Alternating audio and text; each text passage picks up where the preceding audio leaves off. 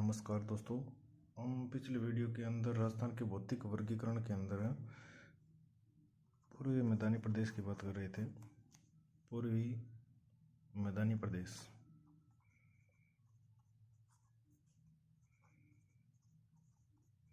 और पूर्वी मैदानी प्रदेश के अंदर हमने 3 टॉपिकों पर बात कर ली थी। जैसे हम प्रत्येक भौतिक प्रदेश के अंदर देखते हैं। सबसे पहला देखते हैं उत्पत्ति, नंबर 2 पर देखते हैं हम विस्तार, और नंबर 3 पर हम देखते हैं विशेषता, और नंबर 4 पर बात करते हैं हम वर्गीकरण की।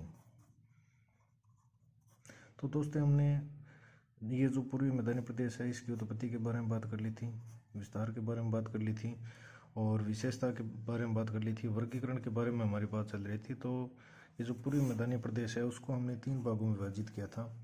एक अपना था चंबल बेसिन, एक था माही बेसिन, एक था बनास बाणगंगा बेसिन।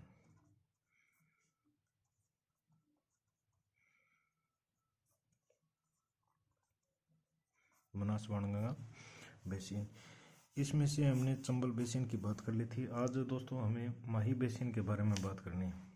कौन से में? माही बेसिन में।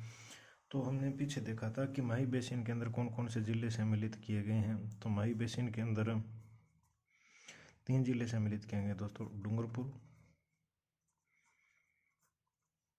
बांसवाड़ा और प्रतापगढ़। तो आज हम देखते हैं माही बेसिन। 2 नंबर पर क्या रहेगा अपना? माही बेसिन।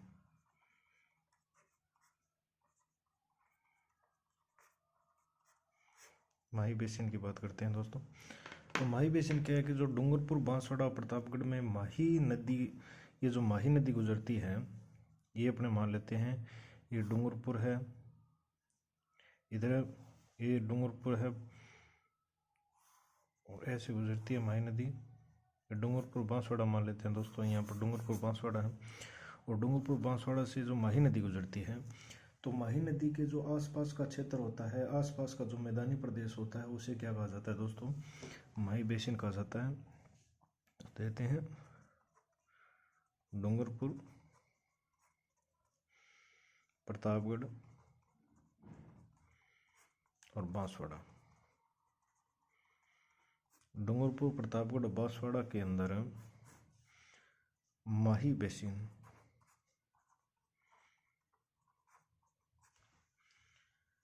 ये जो माही बेसिन है ये कौन से जिलों में है? डूंगरपुर, प्रतापगढ़ और बांसवाड़ा के अंदर। डूंगरपुर, बांसवाड़ा और प्रतापगढ़ में माही नदी के आसपास, माही नदी के आसपास, माही नदी के आसपास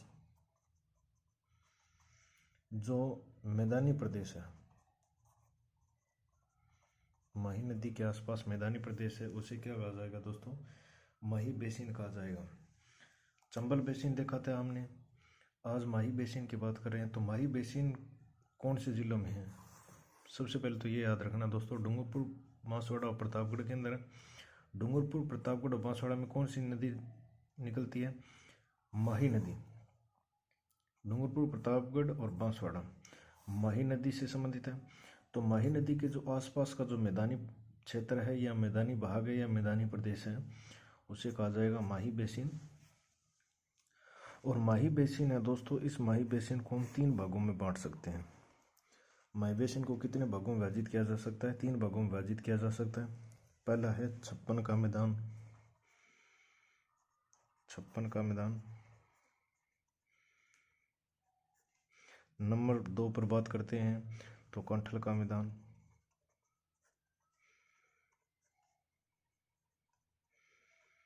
छप्पन का मैदान, कंठल का मैदान। और नंबर 3 पर यदि हम बात करना चाहें तो वागड़ प्रदेश।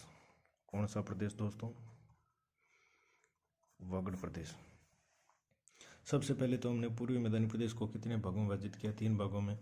चंबल बेसिन, माही बेसिन और बाणगंगा बेसिन। कल हमने चंबल बेसिन की बात की, आज माही बेसिन के बारे में बात करें तो माही बेसिन को हमने कितने भागों में बांट दिया? 3 भागों में, छप्पन का मैदान, कांठल का मैदान और वागड़ प्रदेश। तो हम पहले बात करेंगे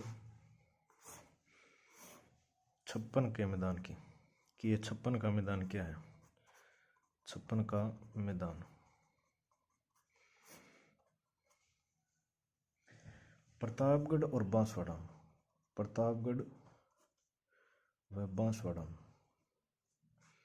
प्रतापगढ़ व बांसवाड़ा। प्रतापगढ़ और बांसवाड़ा में जो माही नदी के आसपास में जो 56 गांव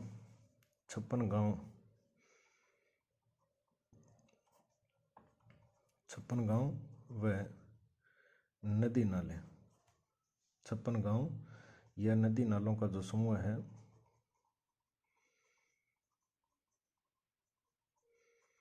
छप्पन गांव या नदी नालों का समूह क्या कहलाता है दोस्तों? छप्पन का मैदान कहलाता है।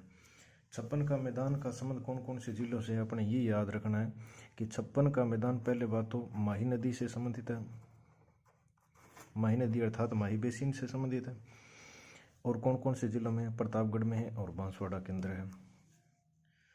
दोस्तों छप्पन का मैदान अलग है और छप्पन की पहाड़ियाँ अलग है। छप्पन की पहाड़ियाँ आगे हम बात करेंगे तो बाड़मेर जिले के अंदर हम पढ़ेंगे, लेकिन छप्पन का मैदान है उसका संबंध राजस्थान के 2 जिलों से है, प्रतापगढ़ से और बांसवाड़ा से। प्रतापगढ़ और बांसवाड़ा में जो माही नदी है, माही नदी के आसपास जो 56 गांव है या जो 56 नदी नाले हैं, उनका समूह क्या कहलाता है?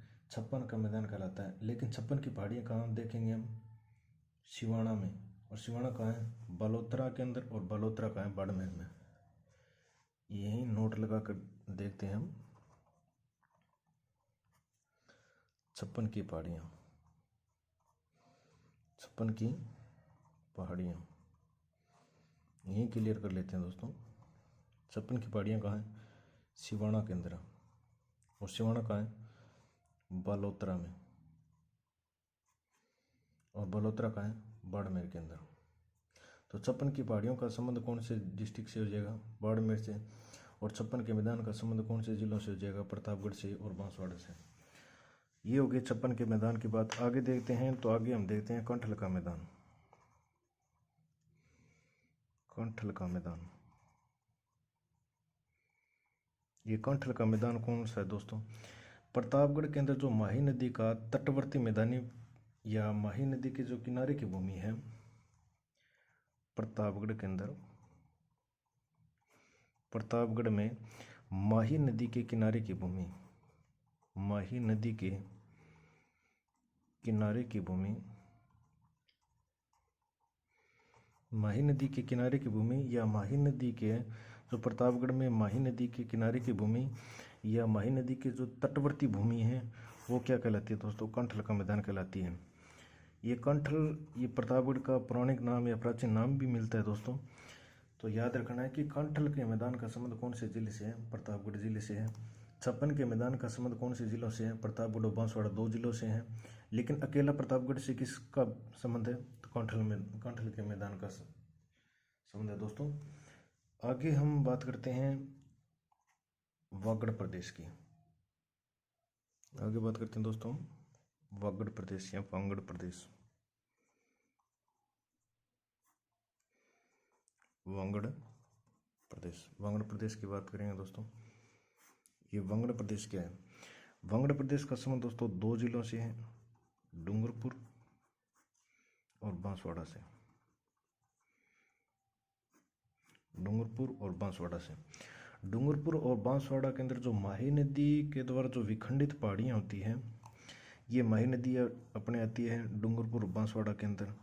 डूंगरपुर बांसवाड़ा के अंदर जो पहाड़ियाँ हैं, उन पहाड़ियों को जो तोड़ते हुए नदी निकलती है ना, माही नदी, और वो जिसका निर्माण करती है, जिस प्रदेश का निर्माण करती है, वो क्या कहलाता है? वागड़ प्रदेश कहलाता है दोस्तों। तो देखते हैं डूंगरपुर और बांसवाड़ा, डूंगरपुर और बांसवाड़ा में स्थित माही नदी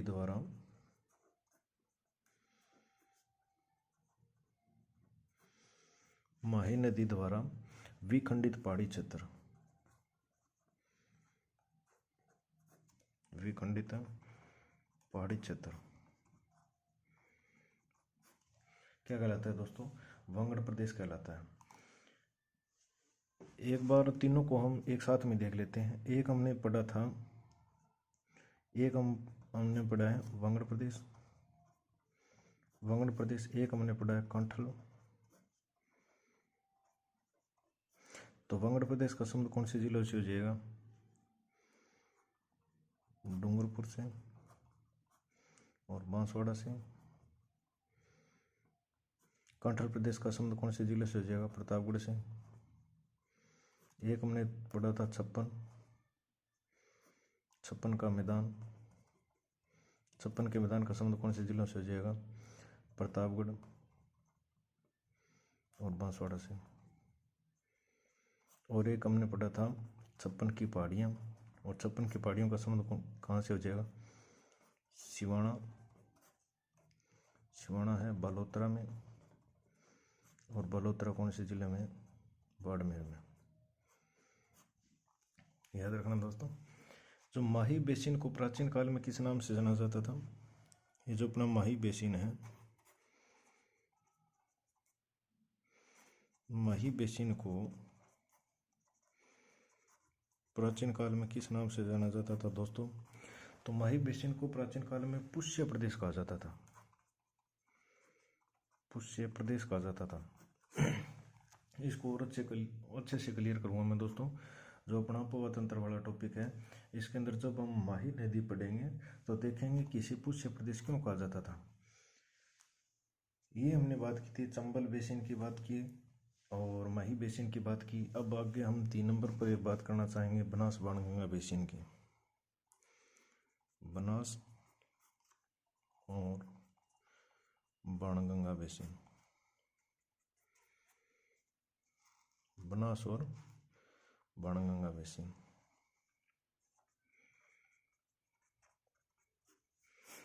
बनास और बाणगंगा बेसिन की यदि दोस्तों बात करते हैं तो ये जो अपने ये बनास नदी है, ये बनास कहाँ से निकलेगी और बाणगंगा कहाँ से निकलेगी?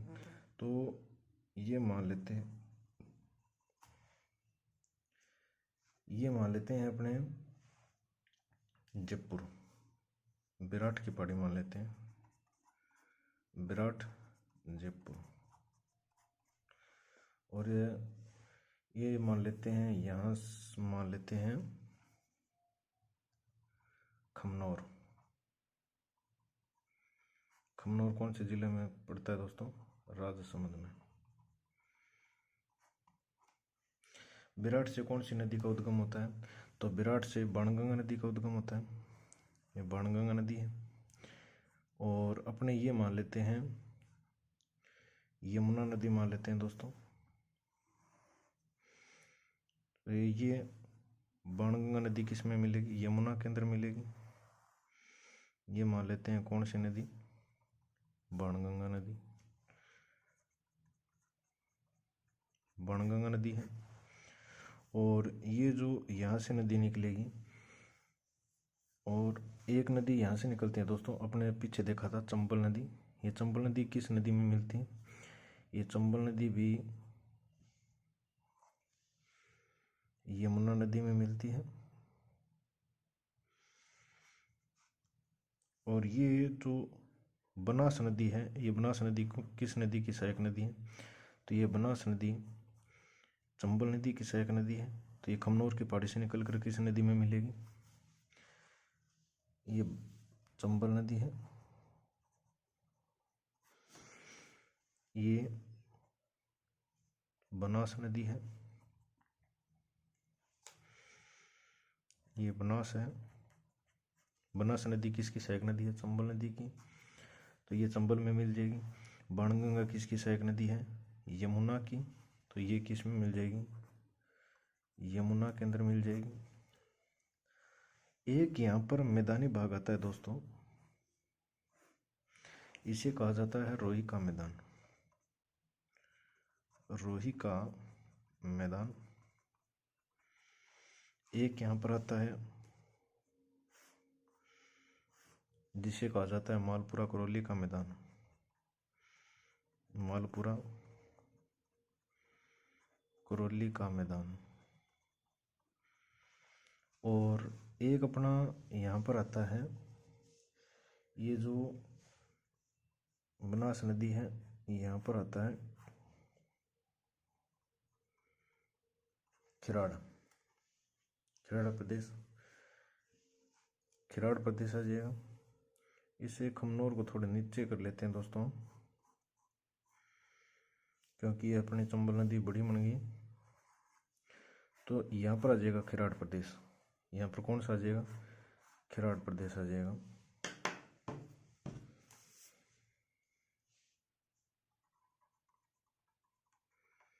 खिराड़ प्रदेश की बात कर लेंगे हम। और ये खमनोर से निकल रही है, कौन सी नदी? बनास नदी खमनोर से निकल रही है। ये अपना खिराड़ प्रदेश, ये है मालपुरा करौली का मैदान। और ये जो क्षेत्र है ये है पीडमांट, ये है पीडमांट। ये जो रोही का मैदान है ये यहाँ पर है जयपुर, जयपुर से स्टार्ट होता है दोस्तों और दौसा तक जाता है। जयपुर से दौसा तक क्या है? रोही का मैदान है। ये मालपुरा पड़ता है दोस्तों टोंक के अंदर, तो ये टोंक से लेकर कहाँ तक है? करौली तक है। और अपना ये जो खिराड़ प्रदेश है, ये खिराड़ प्रदेश दोस्तों जहाजपुर से स्टार्ट होता है। ये जो अपना खिराड़ प्रदेश है ये जहाजपुर से स्टार्ट होता है और जहाजपुर पड़ता है दोस्तों भीलवाड़ा में। कौन से डिस्ट्रिक्ट में पड़ता है? भीलवाड़ा में। और भीलवाड़ा से जहाजपुर, भीलवाड़ा से लेकर कौन से जिले तक है? टोंक तक है दोस्तों। और ये पीडमांट, पीडमांट कहाँ से स्टार्ट होता है? पीडमांट स्टार्ट होता है दोस्तों देवगढ़ से, देवगढ़ से स्टार्ट होता है और देवगढ़ पड़ता है राजसमंद में। कौन से जिले में? राजसमंद में। ये बनास नदी खमनोर की पहाड़ियाँ राजसमंद से निकल गई। तो ये जो बनास बाणगंगा बेसिन है उसको हमने 4 भागों में बांट लिया। नंबर 1 रोही का मैदान, नंबर 2 मालपुरा करौली का मैदान, नंबर 3 पीडमांट का मैदान और नंबर 4 खिराड़ प्रदेश। कितने भागों में बांट लिया दोस्तों? खिराड़ प्रदेश। अब ये रोही का मैदान क्या है दोस्तों? रोही का मैदान मैप से भी समझ सकते हैं अपने कि जयपुर से भरतपुर, और सॉरी दोस्तों मैंने दौसा लिख दिया क्या? दौसा लिख दिया, दौसा तो यहाँ पर आएगा। ये क्या है? भरतपुर तक है। जयपुर, दौसा और भरतपुर। जयपुर से भरतपुर जाएंगे ना, जयपुर से भरतपुर जाएंगे, बीच में क्या आएगा? दौसा आएगा। तो ये रोही का मैदान क्या हो जाएगा कि जयपुर, दौसा और भरतपुर, इनके बीच में जो अपने ये बाणगंगा है, बाणगंगा और यमुना, बाणगंगा और यमुना, इन नदियों के बीच में जो उपजाऊ मैदानी प्रदेश है ये कैसा है? उपजाऊ है, उपजाऊ मैदानी प्रदेश है, क्योंकि 2 नदियों के बीच में ये दोआब प्रदेश है दोस्तों। दोआब प्रदेश है इसलिए क्या है? उपजाऊ प्रदेश है। और इसके अंदर क्या किया जाता है? उपजाऊ है तो हमने पीछे भी देखा था कि इसके अंदर क्या होगा? खाद्यान्न और तिलहन का उत्पादन होगा, जिसे क्या कहा जाएगा? रोही का मैदान। मेरे कहने का तात्पर्य ये दोस्तों कि अपने से पूछ ले कि रोही का मैदान कौन से दोआब नदियों के बीच में है, दोआब प्रदेश है या नहीं है? तो रोही का मैदान दोआब प्रदेश है। दोआब प्रदेश क्यों है? क्योंकि ये बाणगंगा और यमुना इन नदियों के बीच का दोआब प्रदेश है। कौन सा? रोही का मैदान। और रोही का मैदान जयपुर, दौसा और भरतपुर के अंदर है। जयपुर से स्टार्ट होता है, भरतपुर तक होता है। बाणगंगा और यमुना नदियों के बीच का क्या है? दोआब प्रदेश है। अब इस प्रकार हम देखते हैं कि ये मालपुरा करौली है। मालपुरा करौली भी कौन सी नदियों के बीच में है? बनास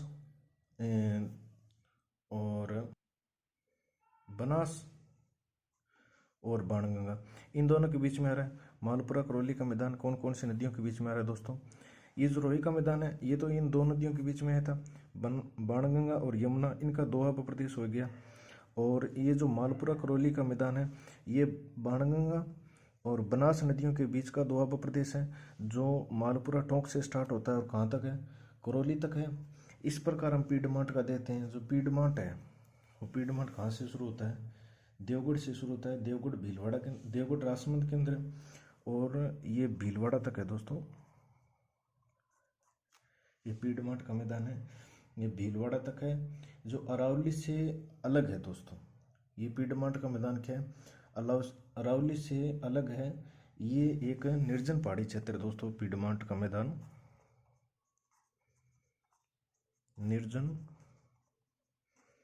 निर्जन पहाड़ी क्षेत्र है दोस्तों। ये पीडमांट का मैदान है ना, ये पीडमांट का मैदान अरावली से अलग एक पृथक क्षेत्र है दोस्तों। ये भाग पूछ लेता है ना, ये भाग पूछ लेता है पीडमांट का मैदान। तो ये भाग तो है बनास बाणगंगा का, लेकिन इसकी स्थिति पूछ लेता है ना पीडमांट के मैदान की, तो इसकी स्थिति आती है अरावली के अंदर। कैसे देखते हैं पीडमांट का मैदान।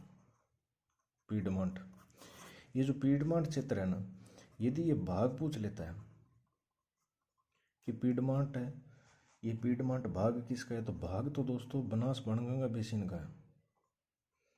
बनास बाणगंगा बेसिन का भाग है।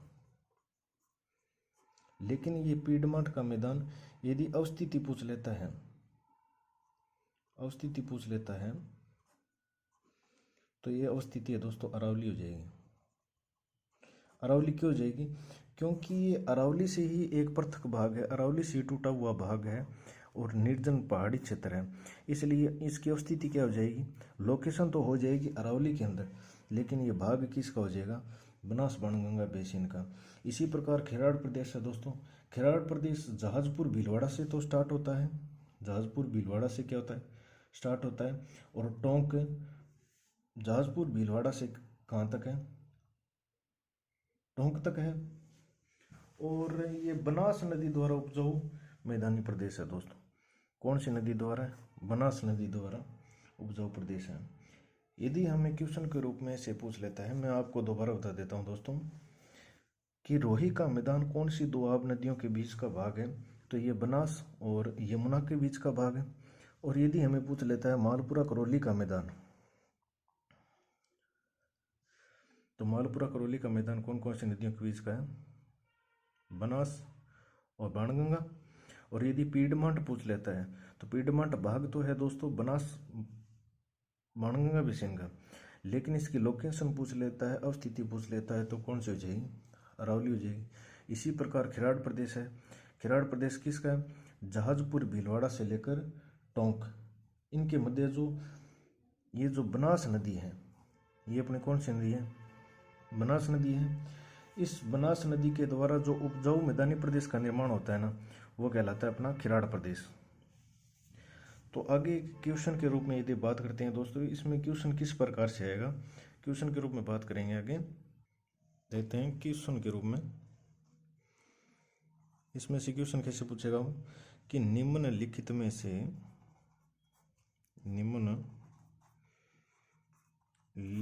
से बनास बेसिन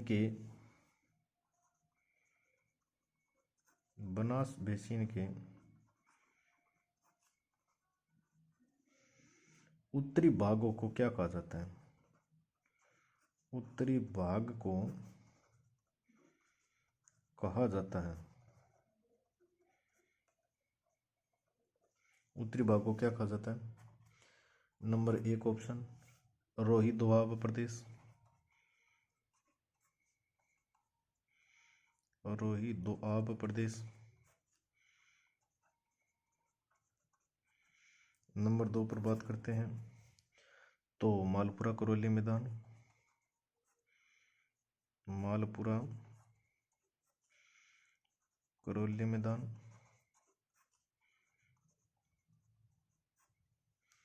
नंबर 3 की यदि हम बात करते हैं तो पीडमांट का मैदान, पीडमांट का मैदान। नंबर 4 पर यदि हम बात करते हैं तो खिराड़ प्रदेश।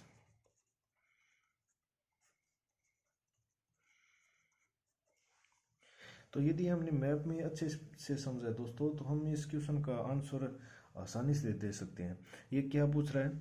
ये पूछ रहा है बनास बेसिन का उत्तरी भाग। जो हमने बनास और बाणगंगा देखी थी, इधर यमुना देखी थी, इधर चंबल देखी थी, तो हमें मैप के माध्यम से आसानी से पता चल गया था। तो हम आसानी से इसका उत्तर दे सकते हैं कि बनास बेसिन का उत्तरी भाग क्या कहलाता है? मालपुरा करौली का मैदान कहलाता है। उसमें देखते हैं दोस्तों हम, ये पूछ रहा है क्वेश्चन में, ये पूछ रहा है कि जो बनास बेसिन है, इस बनास बेसिन का उत्तरी भाग क्या कहलाता है? तो बनास बेसिन का उत्तरी भाग क्या है? मालपुरा करौली का मैदान है। क्यों? क्योंकि ये जो रोही का मैदान है, रोही का मैदान है, ये बनास बेसिन का उत्तरी, बाणगंगा बेसिन का उत्तरी भाग है दोस्तों, बाणगंगा बेसिन का उत्तरी भाग है।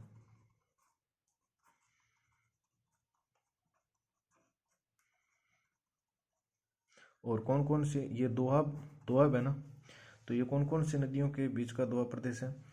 तो बाणगंगा, और इधर अपने यमुना थी, बाणगंगा और यमुना का दोआब प्रदेश है रोही का दोआब प्रदेश, और बनास का, बाणगंगा का कौन सा भाग है? उत्तरी भाग है। लेकिन बनास का बाणगंगा, बनास का उत्तरी भाग, बनास का उत्तरी भाग कौन सा? मालपुरा करौली का मैदान है। और ये जो अपना पीडमांट है, ये पीडमांट बनास बेसिन का, बनास बेसिन का दक्षिण और पश्चिम, बनास बेसिन का दक्षिण पश्चिम भाग हो जाएगा। और ये अपना खिराड़ प्रदेश है, ये बनास बेसिन का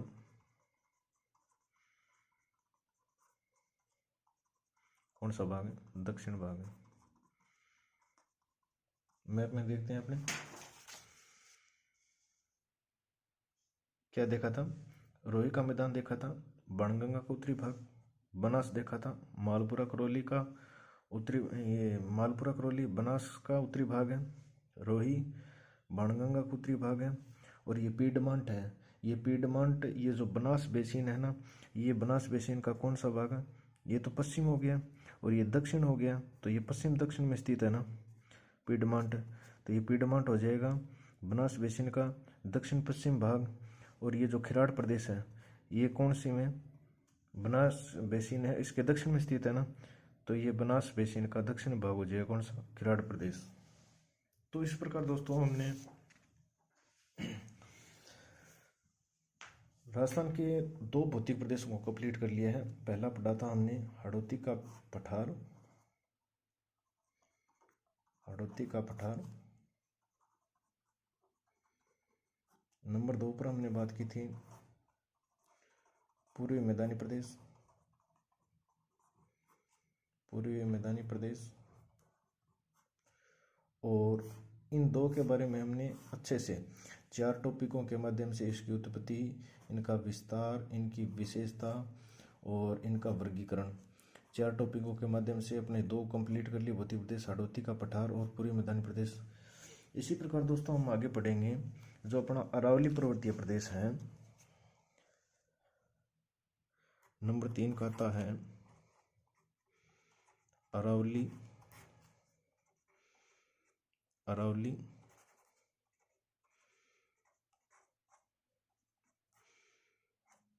पर्वतीय प्रदेश।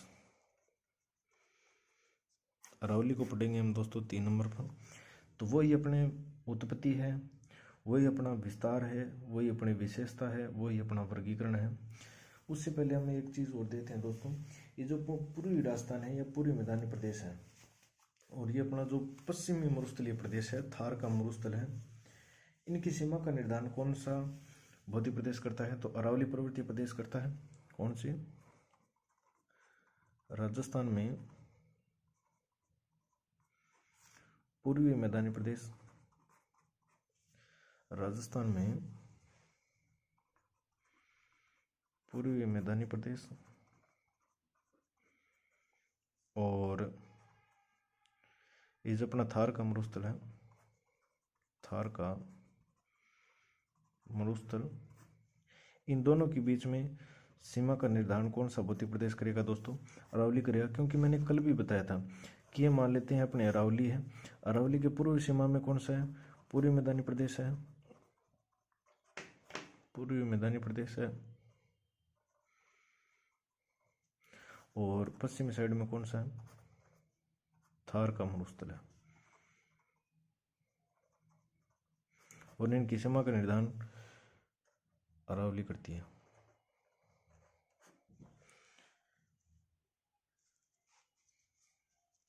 राजस्थान का सबसे प्राचीन भूखंड की बात करते हैं, सबसे प्राचीन भूखंड, तो वो कौन सा है? अपनी अरावली है। ये विशेषता में भी देखेंगे दोस्तों अपने। अब देखते हैं अरावली की नंबर 1 टॉपिक देते हैं अपने अरावली की उत्पत्ति। यदि हम उत्पत्ति की बात करते हैं तो दोस्तों अरावली की उत्पत्ति होती है वो अद्य महाकल्प में होती है। अद्य महाकल्प जिसे क्या कहा जाता है? अद्य महाकल्प इसे कहा जाता है दोस्तों एजोइक एरा,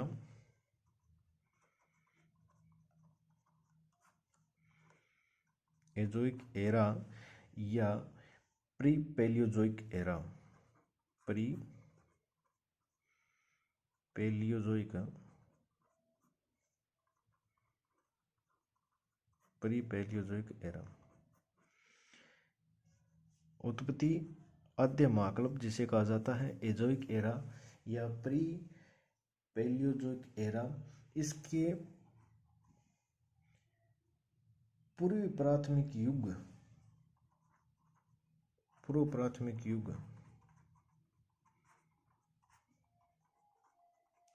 और पूर्व प्राथमिक युग के प्री कैम्ब्रियन काल में, प्री कैम्ब्रियन काल में, प्री कैम्ब्रियन काल में उत्पत्ति होती है दोस्तों। आद्य महाकल्प जिसे कहा जाता है एजोइक एरा या प्री पैलियोजोइक एरा, इस आद्य महाकल्प के पूर्वी प्राथमिक युग के प्री कैम्ब्रियन काल में किसकी उत्पत्ति होती है? तो अपने अरावली की उत्पत्ति होती है। और होती किससे है? तो दोस्तों गोंडवाना लैंड से उत्पत्ति होती है, गोंडवाना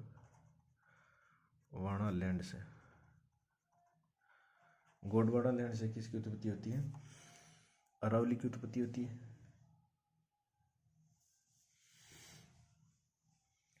एक गोंडवाना लैंड है, इस गोंडवाना लैंड के अंदर दोस्तों हुई थी अभिसारी गति। ये जो गोंडवाना लैंड है, इस गोंडवाना लैंड में अभिसारी गति हुई थी और अभिसारी गति से जो संपीड़न बल लगा था, उस संपीड़न बल के कारण वलन की क्रिया हुई। ये जो गोंडवाना लैंड है इसके अंदर जो भूगर्भ के अंदर प्लेटें हैं, इन भूगर्भ की प्लेटों में अभिसारी गति हुई थी। कौन सी गति? अभिसारी गति हुई थी। और अभिसारी गति से कौन सा बल लगा था? संपीड़न बल, संपीड़न बल लगा था। और इस संपीड़न बल के कारण से कौन सी क्रिया हुई? वलन की क्रिया हुई, जिससे किसका निर्माण हुआ? अरावली पर्वतमाला का निर्माण हुआ। तो एक बार फिर से देखते हैं कि अरावली की उत्पत्ति आद्य महाकल्प जिसे Azoic era pre Palaeozoic era कहा जाता है, उसके प्राथमिक युग के प्री कैम्ब्रियन काल में गोंडवाना लैंड में अभिसारी गति हुई। अभिसारी गति के कारण जो संपीड़न बल लगा उससे वलन की क्रिया हुई और वलन की क्रिया के द्वारा किसकी उत्पत्ति होती है? अरावली की उत्पत्ति होती है। दोस्तों भू आकृति का निर्माण 2 प्रकार से होता है। भू आकृति का निर्माण कितने प्रकार से होता है? 2 प्रकार से होता है। ये जो अपनी भू आकृति है, देखते हैं अपने भू आकृति का निर्माण। भू आकृति का निर्माण 2 प्रकार से होता है दोस्तों। एक तो होता है अंतर्जात बल के कारण, अंतर्जात बल से, और एक होता है दोस्तों बहिर्जात बल के कारण, बहिर्जात बल के कारण। अंतर्जात बल और बहिर्जात बल। ये अंतर्जात बल और बहिर्जात बल क्या है दोस्तों? तो अंतर्जात बल वे बल होते हैं जो पृथ्वी के आंतरिक भाग में लगते हैं। कौन से भाग में? आंतरिक भाग में, पृथ्वी के आंतरिक भाग में लगते हैं, और जिसके कारण पृथ्वी पर क्या होती है, विभिन्न प्रकार की आकृतियों का निर्माण होता है या धरातल पर कोई परिवर्तन होता है। तो वो कौन से बल हो जाएंगे? अंतर्जात बल। और बहिर्जात बल क्या होते हैं कि जो पृथ्वी की सतह पर कार्य करते हैं। कौन से? सतह पर, जो पृथ्वी की सतह पर कार्य करेंगे वो कौन से बल होंगे? बहिर्जात बल होंगे। और बहिर्जात बलों के कारण जो पृथ्वी पर स्थलाकृतियों का निर्माण होगा या परिवर्तन होगा वो कौन से बल से होगा? मेरा कहने का मतलब है कि जो अंतर्जात बल है वो पृथ्वी की आंतरिक सतह के अंदर लगते हैं, और जो बहिर्जात बल हैं वो पृथ्वी की बाहरी सतह पर लगते हैं। यानी अंदर के भाग में अंतर्जात बल और सतह पर कौन से बल? बहिर्जात बल। तो अरावली की उत्पत्ति के लिए कौन सा बल उत्तरदायी है? अंतर्जात बल है। अरावली की उत्पत्ति कौन से बल से हुई है? अंतर्जात बल से। तो एक तो होता है दोस्तों अंतर्जात बल दो प्रकार से लगता है। एक तो लगता है अचानक। कितने प्रकार से लगता है? दो प्रकार से। एक तो लगता है अचानक यानी आकस्मिक, और एक लगता है दोस्तों दीर्घकालीन यानी धीरे धीरे। दीर्घकालीन। ये जो आकस्मिक है इसे जैसे आकस्मिक बल है, जैसे अपने देख सकते हैं भूकंप है। भूकंप के दोस्तों झटके धीरे धीरे थोड़ी आएंगे, अचानक ही आएंगे। तो ये कौन सा बल हो जाएगा? भूकंप आकस्मिक प्रकार का हो जाएगा ना, आकस्मिक अंतर्जात बल ही है। और एक है ज्वालामुखी। ज्वालामुखी ज्वालामुखी धीरे धीरे थोड़ी आएगी, ज्वालामुखी अचानक आएगी। ज्वालामुखी से किसका निर्माण देखा था आपने पीछे? हाड़ौती के पठार का। हाड़ौती के पठार का। तो हाड़ौती के पठार में कौन सा बल काम किया था? अंतर्जात बल ने काम किया था हाड़ौती के पठार का। और इसके अंदर भी कौन सा? आकस्मिक। और ये जो दीर्घकालीन है ये दीर्घकालीन दो प्रकार का होता है दोस्तों। जैसे इस दीर्घकालीन को अपने नाम दे सकते हैं पटल विरूपणी बल। कौन सा बल?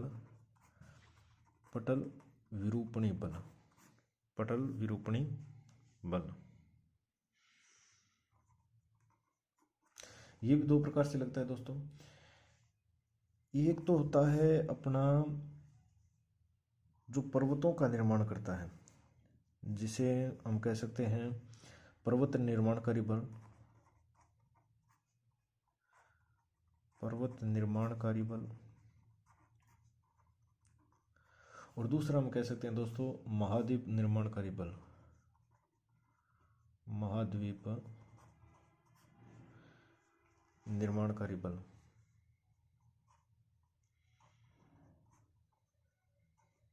महाद्वीप निर्माणकारी बल कह सकते हैं।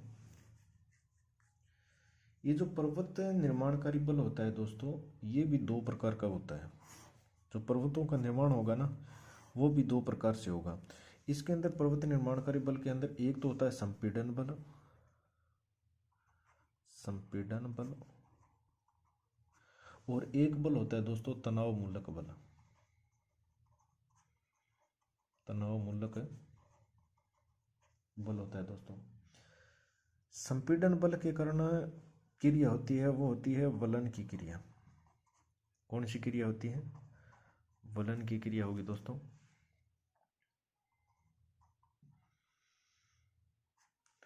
और वलन की क्रिया से क्या बनेगा? वलित पर्वत बनेगा।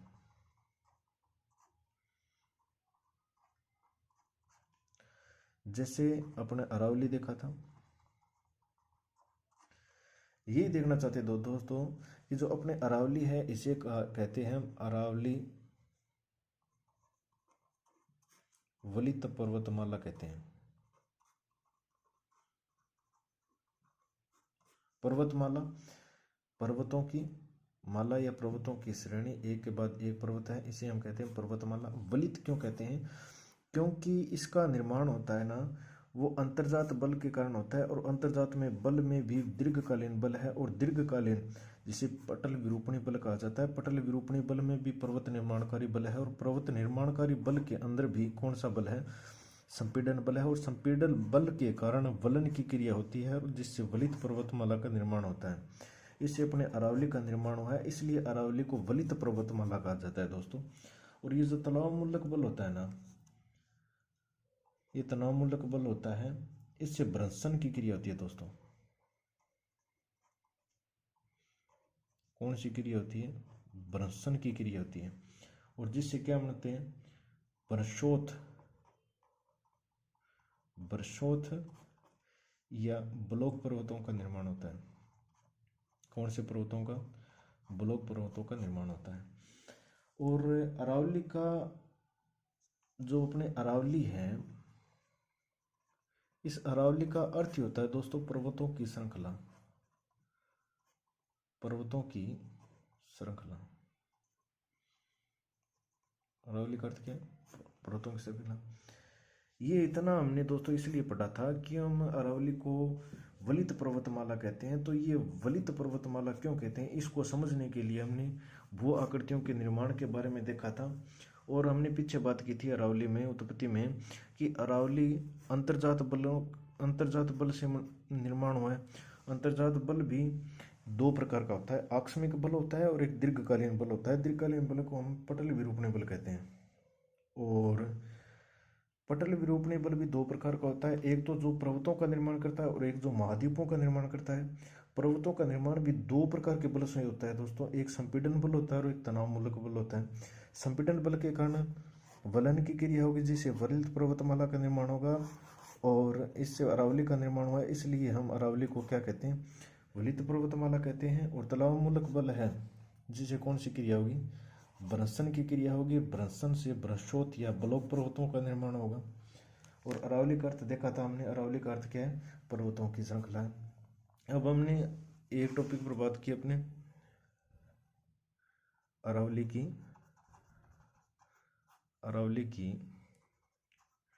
उत्पत्ति पढ़ ली। तो हमारा अगला टॉपिक क्या होगा? अरावली का विस्तार। तो अब हम देखते हैं दोस्तों अरावली का विस्तार। अरावली का विस्तार।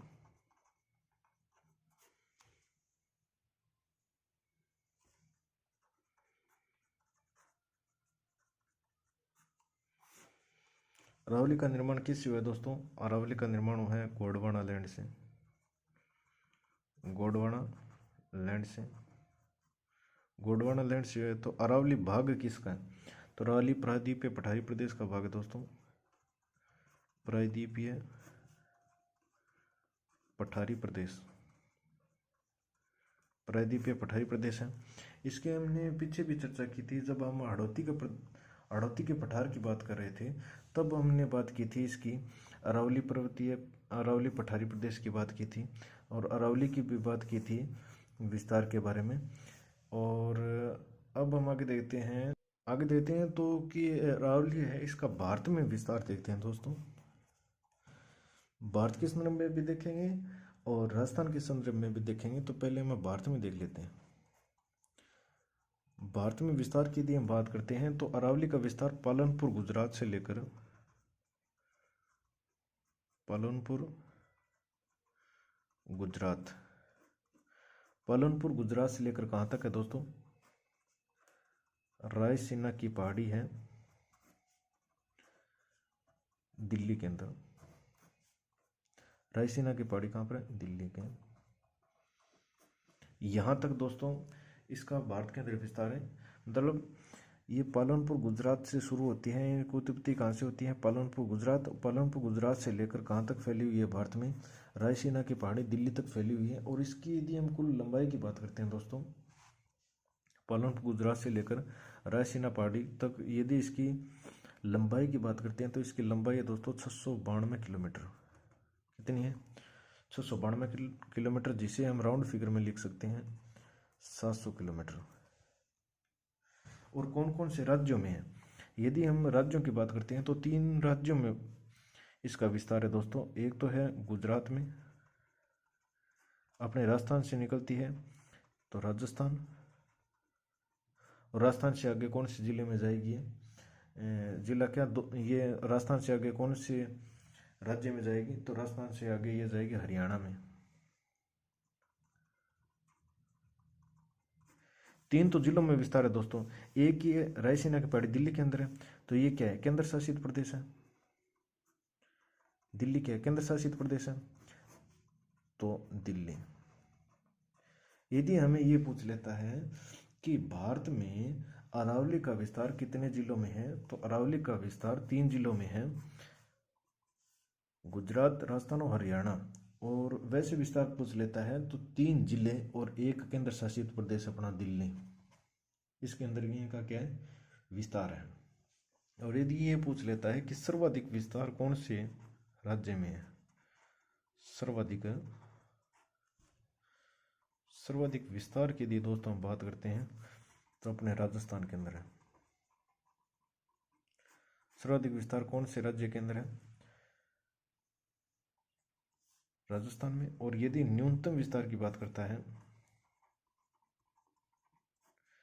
न्यूनतम विस्तार पूछता है, तो न्यूनतम विस्तार कौन से राज्य के अंदर है, हरियाणा में। सर्वाधिक विस्तार तो राजस्थान में हो जाएगा। और न्यूनतम विस्तार वाला राज्य पूछता है, नाम दे राज्य, राज्य पूछता है तो हम करेंगे हरियाणा। लेकिन हमें राज्य नाम ना देकर ये पूछ लेता है कि अरावली का न्यूनतम विस्तार, और उसके अंदर ये दे दे राजस्थान, नंबर 2 पर हरियाणा, और नंबर 3 पर हमें दे दे गुजरात, और नंबर 4 पर दे दे दिल्ली। तो हम क्या करें दोस्तों, न्यूनतम विस्तार तो हम करेंगे दिल्ली, क्योंकि इसका न्यूनतम विस्तार कौन से कहाँ है, दिल्ली के अंदर। यदि हमें ये पूछ लेता है कि न्यूनतम विस्तार वाला राज्य, यदि राज्य नाम दे देता है दोस्तों तो हम करेंगे हरियाणा, क्योंकि दिल्ली तो क्या है, केंद्र शासित प्रदेश है। ये पूछ क्या रहा है, राज्य पूछ रहा है। ये राज्य पूछता है तो हरियाणा करते हैं, और राज्य का नाम ना देकर सीधा ही पूछ लेता है तो हम दिल्ली करेंगे, क्योंकि दिल्ली क्या है, केंद्र शासित प्रदेश है।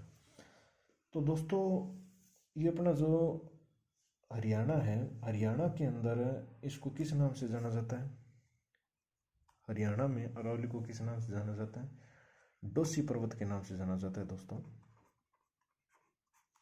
डोसी पर्वत, डोसी पर्वत, डोसी पर्वत के नाम से जाना जाता है। और यदि हरियाणा के अंदर इसकी औसत ऊंचाई पूछ लेता है, अरावली का हरियाणा के अंदर औसत ऊंचाई है दोस्तों 740 किलोमीटर, 740 मीटर।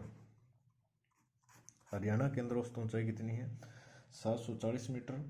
और ये जो रायसीना की पहाड़ी देखी थी ना हमने, ये रायसीना की पहाड़ी है। इस रायसीना की पहाड़ी पर दोस्तों भारत का राष्ट्रीय भवन बना हुआ है, राष्ट्रपति भवन, राष्ट्रपति भवन। ये जो रायसीना की पहाड़ी है, जिसका विस्तार दिल्ली रायसीना की पहाड़ी तक है, उस रायसीना की पहाड़ी पर राष्ट्रपति भवन का निर्माण किया गया है। और डोसी पर्वत के साथ साथ हरियाणा में और नाम से जाना जाता है दोस्तों, इसे कहा जाता है ग्वाल पहाड़ी। कौन सी पहाड़ी, ग्वाल पहाड़ी। यदि पूछ लेता है कि हरियाणा के अंदर जो अपनी अरावली है, अरावली पर्वतमाला है, इसे किस नाम से जाना जाता है, तो इसे कहा जाता है दोस्तों डोसी पर्वत या ग्वाल पहाड़ी, जिसकी औसत ऊंचाई कितनी है, 740 मीटर है। और ग्वाल पहाड़ी पर, ये जो ग्वाल पहाड़ी है, इस ग्वाल पहाड़ी पर गुड़गांव, जिसे कहा जाता है गुरुग्राम, गुड़गांव या गुरुग्राम, ये स्थित है दोस्तों। गुड़गांव कौन सी पहाड़ी पर है, ग्वाल पहाड़ी पर, अर्थात अपनी ये जो अरावली है इस पर स्थित है ग्वाल पहाड़ी, इसलिए इसे क्या कहा जाता है, गुड़गांव या गुरुग्राम कहा जाता है। अब यदि हम देखते हैं दोस्तों, ये जो अपना गुरुग्राम या गुड़गांव है, इस गुरुग्राम और गुड़गांव के अंदर सौर अंतर्राष्ट्रीय सौर महागठबंधन और राष्ट्रीय सौर ऊर्जा अनुसंधान संस्थान का मुख्यालय दोस्तों किस किस का है? अंतर्राष्ट्रीय सौर महागठबंधन, अंतर्राष्ट्रीय सौर महागठबंधन और राष्ट्रीय सौर ऊर्जा अनुसंधान संस्थान, राष्ट्रीय सौर ऊर्जा अनुसंधान संस्थान।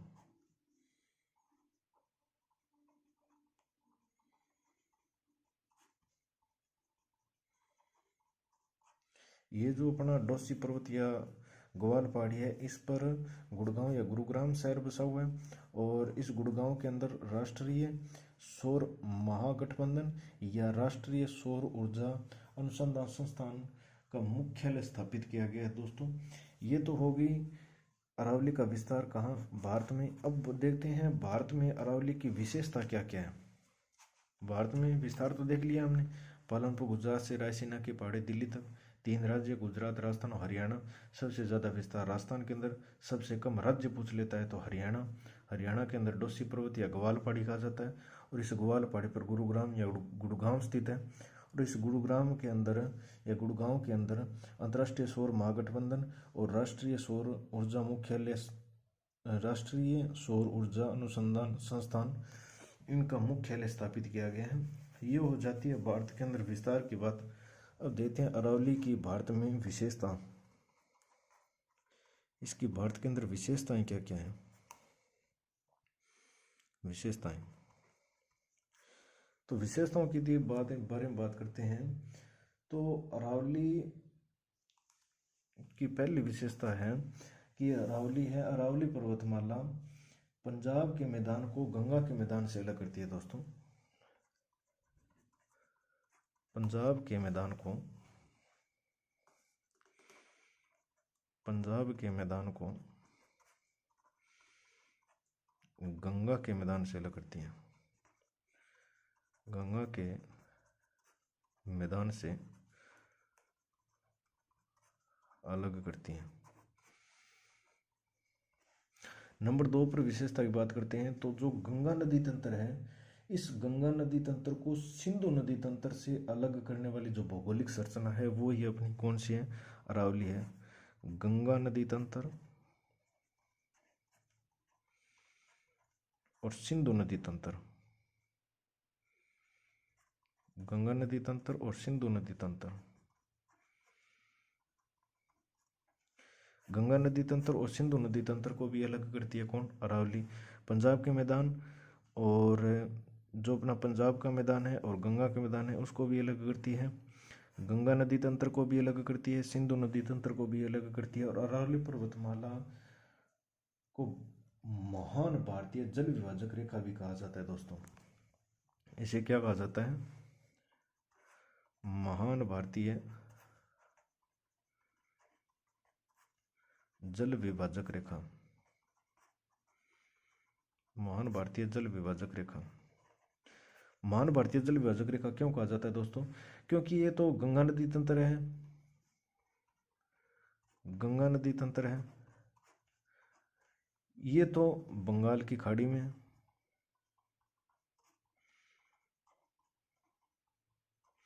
जो गंगा नदी तंत्र वाली नदियां हैं वो अपना जल कहाँ लेकर जाएगी? बंगाल की खाड़ी में। और जो सिंधु नदी तंत्र है, सिंधु नदी तंत्र है, ये सिंधु नदियां कहाँ ले जाएगी? अरब सागर के अंदर।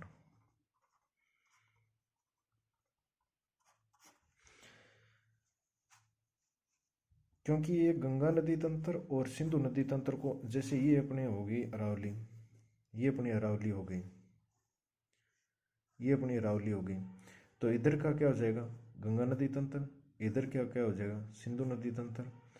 और गंगा नदी तंत्र वाली कहाँ ले जाएगी? बंगाल की खाड़ी में, और ये अपना जल यहाँ लेके जाएगी।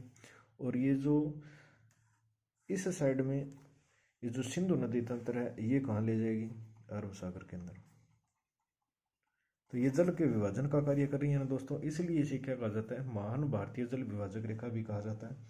और यदि हम आगे बात करते हैं दोस्तों, तो ये अरावली पर्वतमाला है, ये हिमालय पर्वत और जो पश्चिम घाट है, आगे देखते हैं।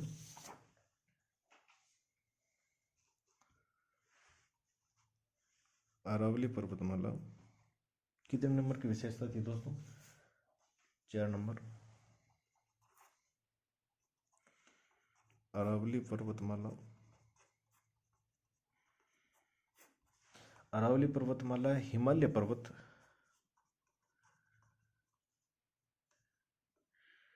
हिमालय पर्वत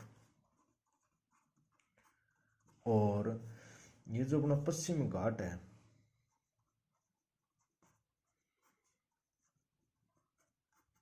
हिमालय पर्वत और पश्चिम घाट, इनके बीच की सबसे ऊंची चोटी है दोस्तों, इनके बीच की सबसे ऊंची चोटी है। क्यों है, क्योंकि इस साइड में क्या आ गया, इस साइड में क्या आ गया, हिमालय, इस साइड में क्या आ गया, हिमालय आ गया, और इस साइड में क्या आ गया, पश्चिम घाट आ गया, और यहाँ पर क्या है अपनी, यहाँ पर अरावली है, अरावली है, ये हो जाएगा हिमालय, और ये क्या हो जाएगा, पश्चिम घाट, पश्चिम घाट। तो ये क्या है, हिमालय और पश्चिम घाट, इनके बीच की सबसे ऊंची पर्वत श्रेणी है। और इसके अंदर अरावली के अंदर भी पूछ लेता है ना, तो दोस्तों हम इंडिकेट कर सकते हैं गुरु शिखर को, किसको इंडिकेट कर सकते हैं, गुरु शिखर को, कि पश्चिम घाट और हिमालय के बीच की जो सबसे ऊंची श्रेणी पूछ लेता है तो अरावली है, और अरावली में भी कौन से चोटी है, गुरु शिखर है। अरावली पर्वतमाला का जनक पूछ लेता है, या पिता पूछ लेता है, या इसका मूल पूछ लेता है, इसकी मूल जड़ कहाँ से है, तो इसकी मूल जड़ उत्पन्न होती है दोस्तों अरब सागर से। कहाँ से, अरब सागर से। इसकी जड़ कहाँ से उत्पन्न होती है, अरब सागर से। पिता या मूल, उत्पत्ति कहाँ से होती है, अरावली की उत्पत्ति कहाँ से होती है, अरब सागर से होती है। तो दोस्तों हमने ये देखा था कि अरावली की उत्पत्ति देख ली और अरावली का विस्तार देख लिया दोस्तों। अरावली का विस्तार हमने देखा था भारत के संदर्भ में, और अरावली की विशेषता देखी थी भारत के संदर्भ में। अब आगे हम बात करेंगे दोस्तों अरावली का विस्तार राजस्थान के संदर्भ में, यानी राजस्थान में कहाँ कहाँ से विस्तार है, कहाँ कहाँ इसका विस्तार है, राजस्थान में अरावली की क्या क्या विशेषताएं हैं। आगे हम दोस्तों पढ़ेंगे अरावली के उत्पत्ति, विस्तार और विशेषता के बाद में हम इसका वर्गीकरण पढ़ेंगे। तो ये दोस्तों हम पढ़ेंगे अगली क्लास में। मैं आपको दर्रे, पहाड़ियाँ और एक एक चीज़ के बारे में बताऊंगा दोस्तों। तो कमेंट सेक्शन में आप ज़रूर लिखना कि आपको क्लास कैसे लगी, और मुझे सुनने के लिए या समझने के लिए, इस क्लास को देखने के लिए मैं आप सभी दोस्तों का क्या करना चाहूँगा, धन्यवाद करना चाहूँगा दोस्तों। और इसी प्रकार मैं आपको एक एक डेली एक एक वीडियो के माध्यम से ये जो अपनी ज्योग्राफी है, इस ज्योग्राफी को पूरे तरीके से समझने का प्रयास करेंगे, न कि रटने का। रटेंगे नहीं दोस्तों, ज्योग्राफी को अपने समझेंगे। तो आज के लिए इतना ही, धन्यवाद दोस्तों।